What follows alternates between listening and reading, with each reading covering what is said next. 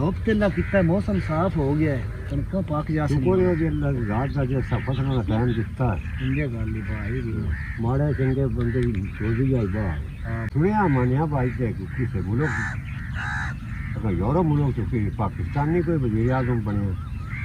हाँ बाबा वज़ीर आज़म बनी एक पाकिस्तानी मियाँ चन्नू नो उत्थों दे रियो पिछो 1960 विच नंदा टब्बर गया या उत्थे उन वज़ीर आज़म बनाया ना। तो बड़ा वड्डा मुल्क है बरतानिया है ना जेड़ा उस दा हिस्सा है। उस मुल्क चो जेड़ा असी फोन नूं इस्तेमाल करदे ये उस मुल्क दी इजाद है। टीवी ये भी उस मुल्क मुतरफ कराया या मुतारफ। उस तो बाद जेड़ा यूरोप मुल्क नूं जितने तेल इंपोर्ट करने दा यूरोपी यूनियन विचों पहले नंबर ते मुल्क है। हुण हिसाब है लाभ इतना पावरफुल मुल्क हो, इतना तरक्की याफ्ता बड़ा अमीर तरीन मुल्क हो, तो वज़ीर आज़म उन्हें पाकिस्तानी बना छड्या। हाई बेचारा बदनसीब अज इत्थे हुंदा पाकिस्तान शबाज शरीफ मुफ्त आटा पे दिंदा है। इत्थे लैन च नास लगी होना 10 किलो दा त्रोड़ा लाभ जाना कियां मोया पे आउणा। असल वजह है वो जेड़े मुल्क ने ना वो खुद गरज नहीं, वो कुर्सी जड़ा नहीं नानकी विरासत नहीं समझ वो वेदन बंदे च काबलियत ओदे च काबलियत आई। उन्हें नहीं वेख्या पाकिस्तान दा या जेड़े मुल्क दा उन्होंने वज़ीर आज़म बना छड्या। इस वजह तो मुल्क वो साडे तो 300 साल ना अगा लग गए। हुण साडा हिसाब लाल है इत्थे वेख ले। हुण साडे हुक्मरान भेड़ भेड़ के नापे विच साडा थल्ले कचूंबर काट छड्या ना।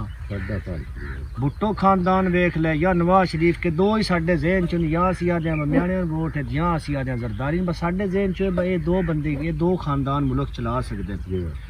हुण नवाज शरीफ का भी ना कोई ना इत्थे जंग लड़ी है ना कोई ना जिहाद इत्थे कीता कोई बड़ी जदोजहद करके तिनान होने बस इतना खून इत्थे वाया इस मुल्क वास्ते कुर्सी साडे कोल ना जावे।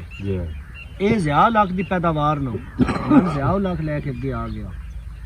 तो जेडे दूजे नो अपना जरदारी पार्टी है जेड़ा भुट्टो का प्यो आ शाह नवाज भुट्टो जिस अंग्रेज़ों की हुकूमत नहीं आई उस टाइम वो अंग्रेज वेदे जगीरदार तकड़े इन्होंने प्रोटोकॉल देंदे इंजे भुट्टो खानदान जेड़ा है शाह नवाज वो इन्होंने ना लियांदा अगे ये फिर पैसे इकट्ठे करके देंदे सिंध विचों लोगों विचों टिल्ले वाले ना टैक्स इकट्ठा करके देना तो उन्होंने ना बड़िया जमीनां लाटां कर छड़ियां। ये अजे तक ना ये उन्होंने गोरियां दी पिट्ठू नो ते उन्होंने दी अजे पैदावार लगे होंदे ने ते साडे उत्ते काबज होए न।